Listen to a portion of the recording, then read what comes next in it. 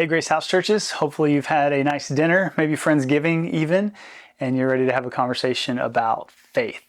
So in Hebrews chapter 11, this is called the Hall of Faith, where it's the history of people in the Old Testament, almost in a chronological order of showing faithfulness throughout generations. And the author of Hebrews is saying this is not just a historical account, rather it's an ongoing invitation. So then I tried to give us a definition of faith.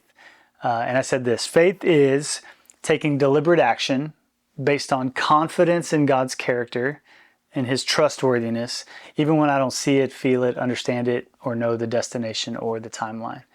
And so in Hebrews 11, you have these people being invited by God into something that they don't know, they don't understand, and yet they look at His character and His trustworthiness and they walk in it.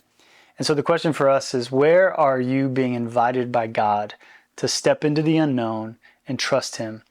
And do you have enough faith to do that? Or honestly, do you feel like you have to control it, understand it, have clarity on everything before you move forward? Because in a lot of ways, that's not faith. Faith is stepping out when you don't know what's going to happen.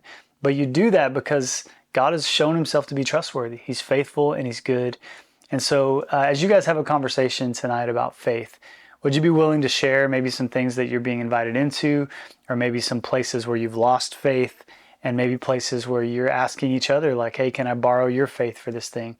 I hope that we would be a Hebrews 11 people in our day that recognize the coming kingdom. Even though it's not here yet, we have access to it through faith.